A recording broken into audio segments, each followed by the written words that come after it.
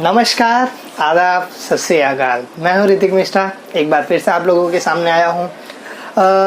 Description नहीं देखा अभी आपने, टाइटल में देखा है, थंबनेल में देखा है कि करियर गाइडेंस से रिलेटेड बातचीत करने वाले हैं। पिछले वीडियो में मैंने रफ गाइडेंस दिया था, व्हाट आफ्टर 12th क्या कर सकते हो। वहां पर मैंने अनाउंसमेंट किया था कि मैं सीरीज बनाने वाला हूँ 20-25 वीडियो के, जहाँ करियर गाइडेंस के बारे में बातचीत करूंगा और हम लोग समझेंगे।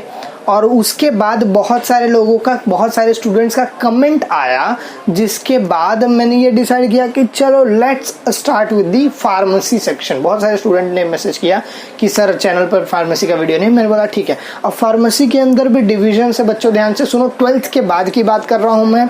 सेक्शन समझते चलते हैं एक एक। डी फार्मेसी जो लास्ट टाइम बताया था मैंने, बी फार्मेसी है, और फिर फार्म डी करके एक भी अच्छा कोर्स है, और बाद में पोस्ट ग्रेजुएशन के लिए मास्टर्स है, एम फार्मा। ठीक है, तो फिलहाल के लिए मैं आज के दिन एक कोर्स का बात करूंगा जो आपने डिस्क्रिप्शन फिर से बोल रहा थंबनेल में देखा, जो कि मैं बात करने वाला हूं जिसके बारे में डी फार्मेसी की। ठीक है, अब डी फार्मेसी कोर्स क्या है, कैसा है, पूरा डिटेल में आपको बता रहा हूँ आज। सबसे पहले समझ लेते हैं डी फार्मेसी क्या है। तो डी फार्मा लोग बोलते हैं, डी स्टैंड्स फॉर डिप्लोमा। अब ये डिप्लोमा कोर्स है, कितने साल का है? तो 2 साल का है। सारी जानकारी मिलेगी, ध्यान से सुनते रहो। डिप्लोमा ऑफ फार्मेसी से रिलेटेड पूरी जानकारी आपको मिलेगी। कितने साल का हो गया? 2 साल का हो गया। अब यहाँ पर एक एक चीज सुनते चलो। फार्मेसी का नाम पता चल गया, और उसका ड्यूरेशन 2 साल हो गया। एग्जामिनेशन कैसा होगा? सेमेस्टर्स होते जाएंगे आपको हर हमेशा। एलिजिबिलिटी, पहला एलिजिबिलिटी क्या है? तो पहला एलिजिबिलिटी आई वुड से 10+2, मतलब आप 10+2 या इक्विवेलेंट एग्जाम, मतलब 12th आपका हुआ होना चाहिए। फिजिक्स केमिस्ट्री इज कंपल्सरीली, साथ में आपका बायोलॉजी या मैथ्स दोनों में से कुछ भी हुआ तो चल जाएगा। फिर उसके बाद ये तो बेसिक क्राइटेरिया हो गया। और फिर कुछ स्टेट्स के कुछ कॉलेजेस में देयर आर सम रेस्ट्रिक्शंस कि आपको फिजिक्स केमिस्ट्री और बायोलॉजी के साथ साथ आपको बोर्ड एग्जाम में 50% या इक्विवेलेंट स्कोर करके लाना पड़ेगा। हालांकि कुछ कॉलेजेस ऐसा कुछ सिस्टम नहीं है, आप नॉर्मल अगर 12th में पास हो तो आप डी फार्मेसी के लिए एडमिशन ले सकते हो। ठीक है, अब उसके बाद कुछ पॉइंट बता दूं कि एडमिशन प्रोसेस कैसा होगा। तो नॉर्मल, फिर से बोलूंगा, some colleges are with entrance examination, कुछ एंट्रेंस एग्जाम देना पड़ेगा। कुछ स्टेट्स में ऐसा है कि एंट्रेंस एग्जाम देने की बिल्कुल जरूरत नहीं, आप बिना एंट्रेंस एग्जाम दिए भी आप एडमिशन ले सकते हो। ज़्यादा करके यही है कि बिना एंट्रेंस के एग्जाम के डिप्लोमा इन फार्मेसी हो जाएगा। कुछ एंट्रेंस एग्जाम, और जितने भी एंट्रेंस एग्जाम है आपको बोलता हूँ, GPAT, JEE pharmacy etcetera etcetera other courses है जो रेप्यूटेड कॉलेज में एडमिशन के लिए चाहिए होते हैं। रिक्रूटिंग ऑर्गेनाइजेशन, अगर आपने डी फार्मेसी कर ली है तो फिर आप कहाँ किस में रिक्रूट होगे। रिक्रूटमेंट के लिए मैं बता दूं तो आपने सुना रहेगा, अगर फार्मेसी में थोड़ा सा इंटरेस्ट लेते तो मैं कंपनीज का नाम बता देता हूँ। मैनकाइंड, सिप्ला, सन फार्मा, इंटास और बायो फार्मास्यूटिकल्स, ये कुछ कंपनीज है जहाँ रिक्रूटमेंट हो सकता है। मतलब ये नहीं है कि आपने डी फार्मेसी किया और यहाँ पर आपकी जॉब लग जाएगी, आप एलिजिबल हो जाओगे, बस उतना सा फर्क है। ठीक है, अब आगे देखते हैं हम लोग टॉप रिक्रूटिंग एरिया। तो कहाँ पर रिक्रूट होने वाले हो, मतलब किस डेजिग्नेशन में? तो हेल्थ सेंटर में आप, फार्मास्यूटिकल्स में, फर्म्स जो होगा, केमिस्ट्री का शॉप हो सकता है, केमिस्ट का शॉप, रिसर्च एजेंसी है, हॉस्पिटल है, और फिर ऐसा क्राइटेरिया है। जॉब प्रोफाइल की मैं बात कर रहा हूँ तो फार्मासिस्ट तो पहला पॉइंट है। Scientific officer, quality analyst, production executive, ये सारी जॉब के लिए आप एलिजिबल रहोगे, आपको जॉब मिल जाएगी, इस बात की गारंटी नहीं है। मैं आता हूँ धीरे धीरे अपने पूरे पॉइंट पे। कोर्स का फीस कैसा है, कुछ स्टूडेंट्स का ऐसा पूछना है। तो कोर्स का फीस बच्चों मैं बता दूँ, दैट वेरीज।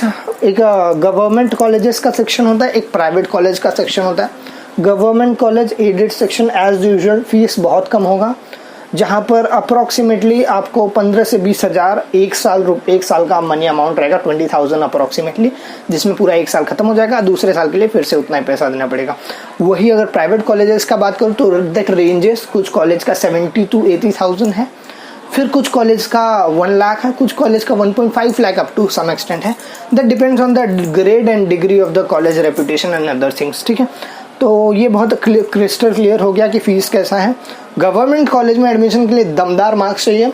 अगर आपके स्टेट में एंट्रेंस एग्जाम के through, let's say for example I am talking about Maharashtra, तो महाराष्ट्र का MHCET के थ्रू एडमिशन डिप्लोमा में नहीं हो रहा, डायरेक्ट एडमिशन हो जाता है, MHCET की देने की जरूरत नहीं।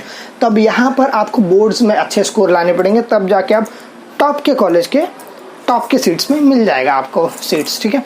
अब जहाँ पर एंट्रेंस एग्जाम होता है तो आपको एंट्रेंस में अच्छे मार्क्स लाने पड़ेगा डिप्लोमा इन फार्मेसी के लिए, ठीक है। अब मैं कुछ और पॉइंट बता दूँ।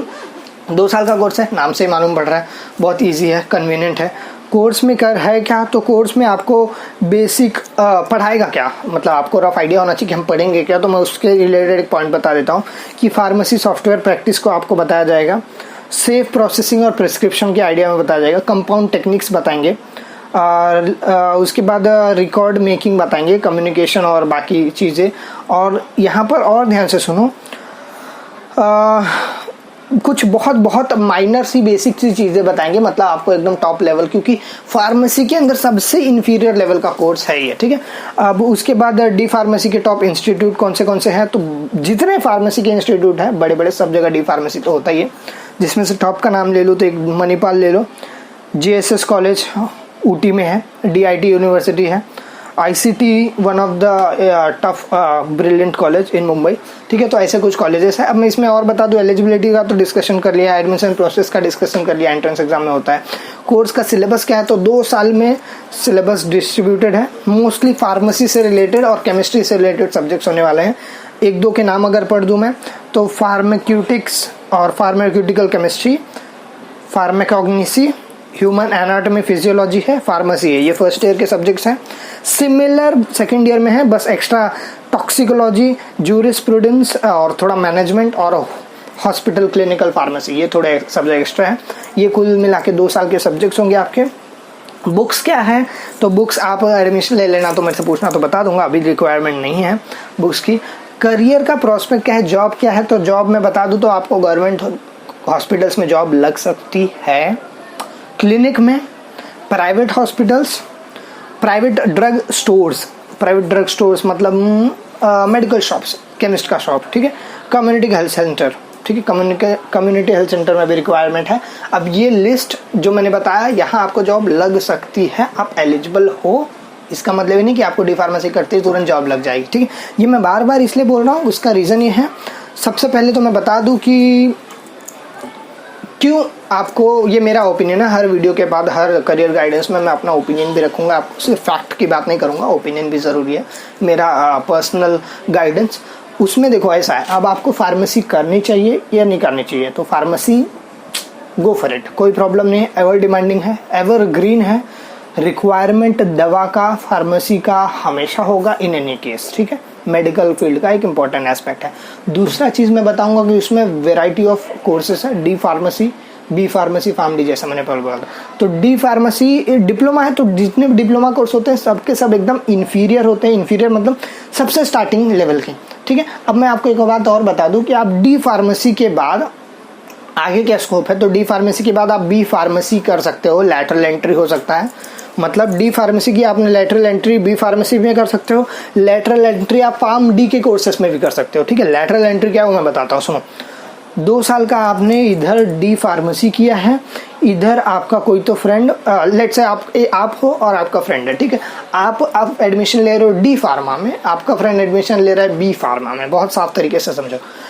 आपका फ्रेंड फर्स्ट ईयर में गया, आप भी फर्स्ट ईयर में गए, फिर आपका फ्रेंड सेकंड ईयर में गया, आप भी सेकंड ईयर में गए, आपका फ्रेंड थर्ड ईयर में जाएगा, लेकिन आपका इधर कोर्स कंप्लीट हो गया, अब आपको बी फार्मेसी करना है, तो आप यहाँ से यूडी मार के इधर आ सकते हो।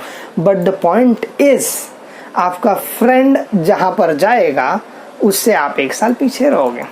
पॉइंट समझ में आ रहा है? तो ये पॉइंट आपको याद रखना है कि 1 साल का लैप्स हो सकता है डी फार्मेसी और बी फार्मेसी के लेट सिलेक्शन की वजह से। अगर आपको फार्मेसी ज्वाइन करना है तो पहले आप बी फार्मेसी ज्वाइन कर लीजिए, बी फार्मेसी का गोल है तो डी फार्मा करके बी फार्मा में आने की कोई ज़रूरत नहीं। अब दूसरी पॉइंट ये है कि बहुत सारे बच्चे 12th के बाद give up kind of situation में आ जाते हैं, पढ़ाई से मन उब जाता है, नहीं पढ़ना चाहते, तो उनके लिए बहुत ब्रिलियंट ईजी कोर्स है। रीज़न बीइंग, पढ़ाई को क्विट कर देना is not the solution of today's world. कुछ तो करना ही पड़ेगा बच्चों, बिना उसके तो काम चलेगा नहीं। अब इट्स बेटर कि हम कोई तो ऐसा सस्ता सा छोटा सा कोर्स कर लेते हैं जिससे अपना इक्विवेलेंट थोड़ा जॉब प्रोफाइल बन जाए, थोड़ा एक बोल सकते हैं हमारे पास प्रोफेशनल थोड़ी तो डिग्री आ गई है और थोड़ी एलिजिबिलिटी बढ़ जाए, और ज़्यादा सरदर्द नहीं, 2 साल का पढ़ाई है, ठीक है। तो फिर से मेरा गाइडेंस समझ गया, जो पढ़ाई छोड़ना चाहते हैं या नहीं पढ़ पा रहे हैं D pharmacy, go for it. जो बहुत लंबा पढ़ाई करना चाहते हैं D pharmacy, don't go for this at all. Instead go for, अगर आपको फार्मेसी में इंटरेस्ट है तो instead go for B pharmacy, और आगे का तो हम लोग जब डिस्कस करेंगे तो बताएंगे। तो लैटरल एंट्री भी आपको समझ गया। जॉब के बारे में बात करता हूँ तो बच्चों, जो सेक्टर्स मैंने अभी बताया कि कहाँ कहाँ जॉब लग सकती है, कहाँ कहाँ रिक्रूटमेंट हो सकता है, तो स्टार्टिंग का I would say honest in today's world अगर मैं बताऊँ, फैक्ट्स की बात करूँगा तो बड़ी बड़ी बातें हर जगह लिखी हुई है, ऐसा बिल्कुल नहीं है। कोर्स बहुत ज़्यादा डिमांडिंग नहीं है। डी फार्मेसी की बात करूँ तो मैं, बहुत इजी कोर्स है, सारे लोग ऑप्ट कर सकते हैं, सब कर लेते हैं बिना ज़्यादा पढ़ाई के। तो अब इतना इजी है तो फिर इसके वजह से ज़्यादा सैलरी तो नहीं मिलने वाली, जो सबसे ज़रूरी चीज़। अल्टीमेटली हम लोग पढ़ाई क्यों कर रहे हैं? पढ़ाई इसलिए कर रहे हैं ताकि ज़्यादा पैसे कमा सके, ठीक है। तो अब यहाँ पर पॉइंट मेरा ऐसा है कि अगर आपने डी फार्मेसी कर लिया, वो जो मैंने पोस्ट बताया जैसे केमिस्ट शॉप और ड्रग वगैरह के जहाँ पर जॉब करने मिलेगा, तो आपका सैलरी वुड बी अराउंड 8 से 12-15 हज़ार रुपये। स्टार्टिंग बोलूँ तो 8 से 10 या 12 ही समझ के चलो। Depends on your designation, depends on your particular job which you are doing. मेरी बात समझ रहे हो आप लोग। अब उसके बाद ये कि सैलरी कम है, बिल्कुल कम है, और हो सकता है कि जॉब मिलने की थोड़ी पॉसिबिलिटी टफ भी हो, ठीक है। बट या पढ़ाई छोड़ने से अच्छा है, ये ऑप्शन है हमेशा। प्लस दूसरी चीज़ें हैं कि अब तो सम एक्सटेंट पढ़ाई बुरी नहीं होती है, तो कर लो आप लोग। और अगर आपको फिर भी कन्फ्यूजन है कि सर आई एम कन्फ्यूज कि मुझे बहुत ज़्यादा पढ़ाई करनी चाहिए या बहुत ज़्यादा पढ़ाई नहीं करनी चाहिए, तो मैं बोलूँगा आप घुस जाइए डी फार्मेसी में, आपका मन लग जाए, आपका रोलिंग हो जाए, आपका 2 साल अच्छा बीत जाए, फिर आपको एक सोचने का मौका मिलेगा कि बी फार्मेसी करना है कि नहीं, तो वो भी आप कर सकते हो। तो ये बहुत अच्छा, पॉजिटिव देखेंगे तो ये तरीके से अच्छा कोर्स है। नेगेटिव टर्म में देखूँ, बहुत ज़्यादा डिमांडिंग नहीं है, जॉब की स्कैर्सिटी है, जॉब्स में प्लेसमेंट कम होता है। अगर आपने जॉब किया, अच्छा एक्सपीरियंस हो गया, 3-4-5 साल का काम कर लिया और आपका होल्ड अच्छा हो गया अपने पर्टिकुलर प्रोडक्ट पे, जिस डेजिग्नेशन पे आप काम करते हो, तो बड़ी कंपनी के लिए रिक्रूटमेंट आपका हो सकता है। But again they will prefer और prioritise B pharmacy, M pharmacy या pharm D more than D pharmacy. बहुत लॉजिकल, ठीक है। तो ये बात अच्छे से ध्यान में रखनी होगी आप लोगों को। और फिर कुछ पॉइंट और बता दूं कि सिलेबस डिस्कस कर लिया, एलिजिबिलिटी डिस्कस कर लिया, कोई ज़बरदस्ती नहीं है। जॉब कहाँ मिल रहा है तो वो भी बता दिया मैंने, कहाँ कहाँ। सैलरी के बारे में मैंने बता दिया है। सैलरी में फिर से मैंने बताया कि आप एलिजिबल कहाँ कहाँ हो, फार्मासिस्ट हो, साइंटिफिक ऑफिसर, प्रोडक्शन एग्जीक्यूटिव बन सकते हो, लेकिन एलिजिबल है, आपको मिल जाएगा, ये गारंटी नहीं है, ठीक है। तो fingers cross with you all. मैं यही बोलूँगा कि फ़िलहाल के लिए इस जर्नी में, with journey I am talking about the career guidance. जो 12th के स्टूडेंट्स हैं, जो अभी एडमिशन लेने वाले हैं, या 11th के स्टूडेंट जो 12th में जा चुके हैं, या जो साइंस लेने का सोच रहे हैं, उनको लग रहा है कि क्या है फील्ड क्या नहीं है, या फिर जो ऑलरेडी एडमिशन ले चुके हैं, उन सारे बच्चों के लिए मैं बोल रहा हूँ, सीरीज़ बन रही है बच्चों, डिटेल आपके डिमांड के हिसाब से, डिटेल सारे क्वेरी को छोटा छोटा एनालाइज करते हुए मैंने नोट्स बना के रखा है। हर वीडियो को एक एक करके मैं अपलोड करता जाऊँगा सीक्वेंस वाइज। अब आपकी क्या जिम्मेदारी है, आपके जो भी डाउट्स है कमेंट करो, इंस्टाग्राम पे मैसेज करो। प्लस डी फार्मेसी, एक बात और बता दूं कि अब तो सम एक्सटेंट थोड़ा लेट डिसीजन लेने की वजह से और बहुत सारी चीज़ों की वजह से एडमिशन का थोड़ा प्रॉब्लम हो जाता है। तो if in case after this corona crisis ends और आपको थोड़ा एडमिशन का प्रॉब्लम हो, स्कैर्सिटी हो, then you can contact me. Instagram का तो लिंक डिस्क्रिप्शन में मिल जाएगा। कॉल एक्सेप्टेबल नहीं है, प्लीज़, बहुत सारे कॉल्स आ जाते हैं। मैसेज करो, अगर मुझे टाइम लगा कि आपको कॉल करना है तो कॉल बैक करूँगा, और आपको मैं एडमिशन के लिए हेल्प कर सकता हूँ। इफ़ इन केस आपको एडमिशन नहीं मिल पा रहा है, तो अगर आपको एडमिशन मिल जा रहा है वेल एंड गुड, नहीं मिल रहा है तो I am here to help you with the admission of D pharmacy, B pharmacy, जो भी है, जैसा मैं डिस्कस करूँगा आगे जाके। तो सारी हेल्प के लिए अवेलेबल हूँ मैं। तो आपके पास से बहुत फ्री रिसोर्स है ये, नेग्लिजिबल अमाउंट में, सिर्फ थोड़ा सा ध्यान देना है। साथ में जो बायोलॉजी स्टूडेंट हो आप लोग, या फिर अभी 12th पढ़ रहे, तो उनको तो बस साथ में बायोलॉजी पढ़ाते चल रहा हूँ। चैनल पे बहुत सारे वीडियो हैं, 100 से ज़्यादा हो चुके हैं। करियर गाइडेंस के बहुत सारे वीडियो ऑलरेडी डाल चुका हूँ मैं। आने वाले टाइम में 20-25 वीडियो डिस्कशन करूँगा, डालूंगा, और वो सब आप तक फटाफट पहुँचने चाहिए, क्योंकि सारा करियर गाइड, सारा कोर्सेज का अगर हमको एक आइडिया हो जाए, then we can easily decide कि क्या करना चाहिए, क्या नहीं करना चाहिए, या क्या प्रॉब्लम है।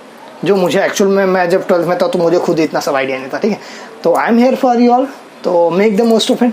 बहुत अच्छे से पढ़ाई करते रहो, रिसर्च करते रहो, डाउट्स को कमेंट करते रहो।